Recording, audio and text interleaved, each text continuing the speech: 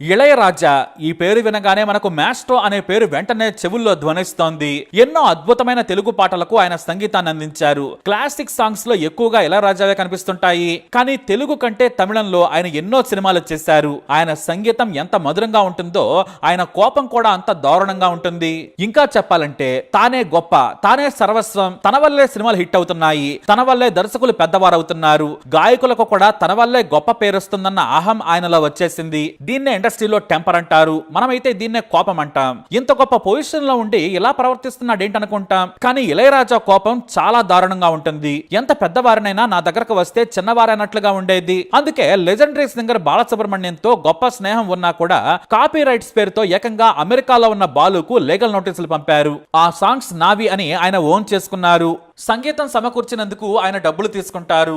కానీ ఇది నా పాటే అని ఆయన ఓన్ చేసేసుకున్నారు. మామూలుగా పాట అంటే గొప్పగా రాయాలి, గొప్పగా రాయాలంటే గొప్ప సందర్భాన్ని కూడా దర్శకుడు చెప్పాలి.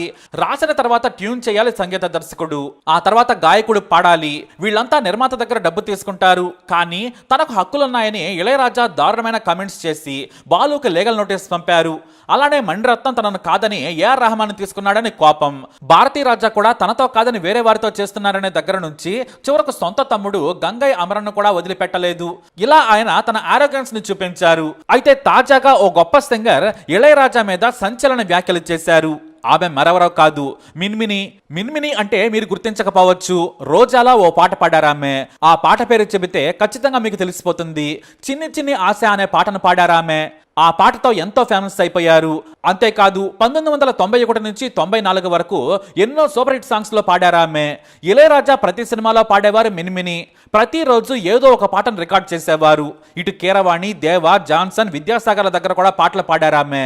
సరిగ్గా గొప్ప పాటలు పాడుతూ గుర్తింపు తెచ్చుకున్న మిన్మిని ఏఆర్ రెహమాన్ మొదటిసారి సంగీతం అందించిన రోజాలో చిన్ని చిన్ని ఆశ పాట పాడారు.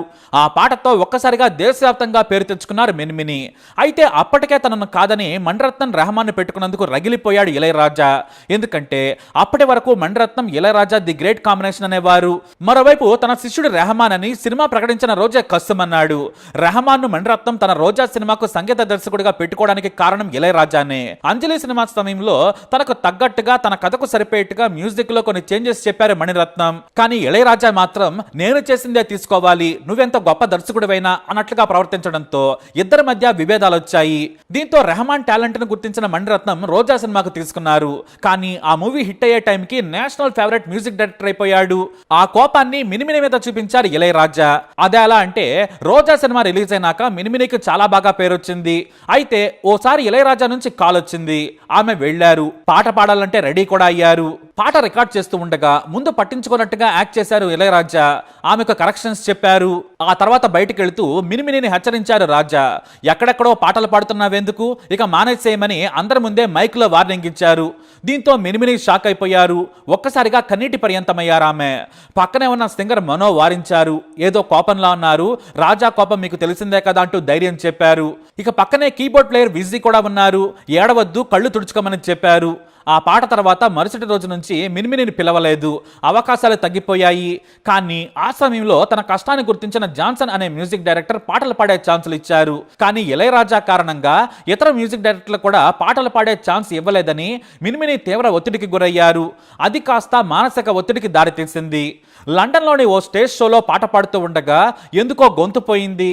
అంటే పాటలు అందంగా పాడేంతగా లేదు. దీంతో కొన్నాళ్ల పాటు పాటలకు దూరంగా ఉండాల్సి వచ్చిందని ఓ మలయాళ ఛానల్కు ఇంటర్వ్యూ ఇస్తూ ఎమోషనల్ అయ్యారు ఆమె.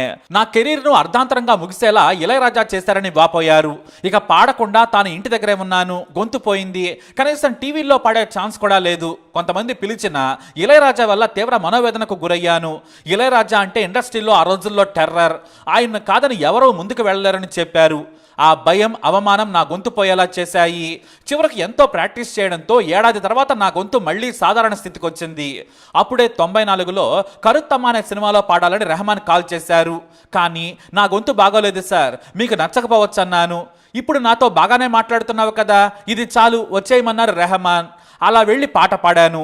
మానసిక ధైర్యాన్ని ఇచ్చింది ఆ పాట. కానీ నా కెరీర్ మాత్రం ముందుకు సాగలేదని మినిమిని తన మనస్సులోని బాధను వెళ్ళగక్కారు.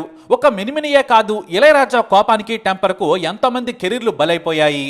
ఆయన దీవెనలతో ఎంతో మంది స్టార్స్ అయిన వారు కూడా ఉన్నారు. కాకపోతే బాలు లాంటి లెజెండరీ సింగర్స్ కి కూడా తానే నేర్పాను అనేంతగా మానసికమైన స్టేజ్ లో ఆ రోజుల్లో ఉండేవారట ఇళయరాజా. అదే ఆయనకు నెగటివ్. ఇక అప్పటి నుంచి ఇప్పటి వరకు కూడా మధ్యలో చాలా మంది ఉన్నారు. అంతెందుకు, రీసెంట్ గా రజనీకాంత్ సినిమా కూడా ఉంది. అంతకంటే ముందు మంజువల్ బాయ్స్ మీద కేసు కూడా వేశారు ఇళయరాజా. కూలీ సినిమాలో తన ట్యూన్ ని వాడుకున్నారట. అలాగే మంజువల్ బాయ్స్ లో ప్రియతమా నీవచ్చట కుశలమా అనే పాట వాడుకున్నారు.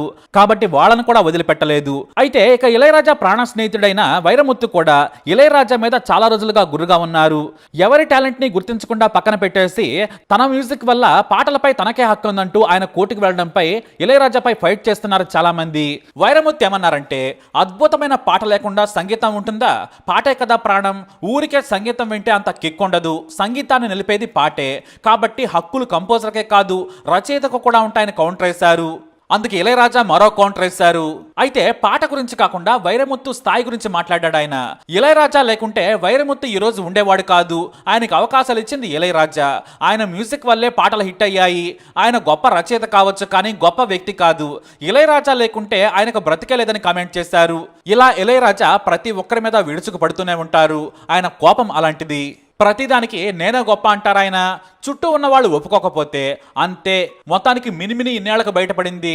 ఇంకా ఇళయరాజా వల్ల దెబ్బైపోయిన వారు ఇంకా ముందు ముందు చాలా మంది బయటకు వస్తారు అనే కమెంట్స్ కూడా వినిపిస్తున్నాయి.